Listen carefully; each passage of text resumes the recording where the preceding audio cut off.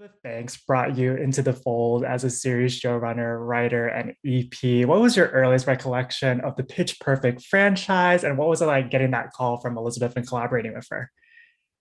So I started like a lot of us as fans of the movies. I went and saw Pitch Perfect in the theater like right after I'd moved to LA to become a television writer. And I've been a fan of hers and Kate Cannon, who wrote the first movie, like for a very long time. And I had sort of hovered around the Pitch Perfect uh universe for a while, but we hadn't figured out exactly what the best project would be.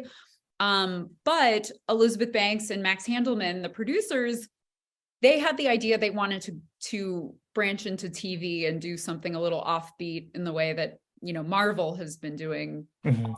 shows. And they thought me as a TV writer who is myself offbeat, this could be the perfect project. And I think it was. Definitely. And you and the rest of the creative team have done such a fantastic job making Pitch Perfect, Bumper in Berlin feel familiar, but also so unique. Was that something that you were mindful of as you were expanding this universe? Was it a challenge to kind of toe that line?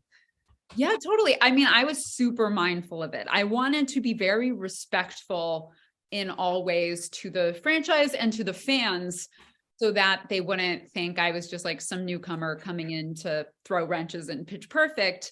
But I also wanted to make sure that Bumper was given a chance to like get to know entirely new characters and stand on his own.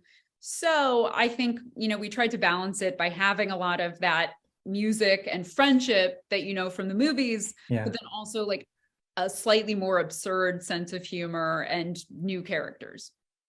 You're working with such a talented cast. How much of their performances and capabilities shape the storyline that unfolds in season one? I truly think the cast is like perfect, and I would not just say that. But it was so wonderful to see once we'd cast the whole show that the newcomers elevated the material to such a Mhm. great degree, but then also Adam and Flula, I think, show a range in this show in those same characters that they never got to show before. Both of them are also really good actors and have pretty emotional scenes. Even if they're silly, they're still like based in real emotion. And I thought that they were both really amazing at that stuff too. Yeah, that's a great insight. And you also have experience in front of the camera as well. How have those experiences prepared you as you stepped into a showrunner position and your experience as a writer? I do think that doing multiple types of things. Like I'm primarily a writer, but I've acted and I've Yeah. directed. And as a showrunner, you're kind of expected to do all of that stuff, which is all just like cohesively telling a story. I think that the thing that all of those taught me is to be quick on your feet and to improvise. And in making a show in a different country where Mhm.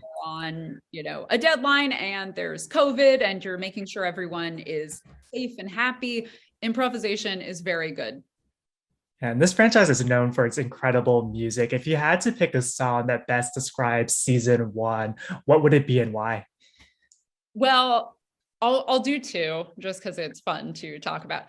The first one, which is like kind of obvious, is that Know My Name, which Heidi and Bumper both sing at some points, was written by Ryan Tedder, who is like an icon of songwriting.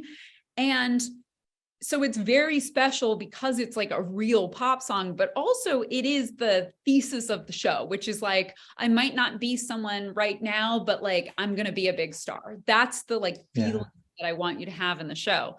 The other song I will shout out is Gisela sings a song written by Jess McKenna and Zach Reno, which is Sing When I Want to, which is so silly to me and is like a sort of like feminist girl power anthem, but is also really dumb in on purpose. And I am obsessed with it and can't get it out of my head. So two songs. Say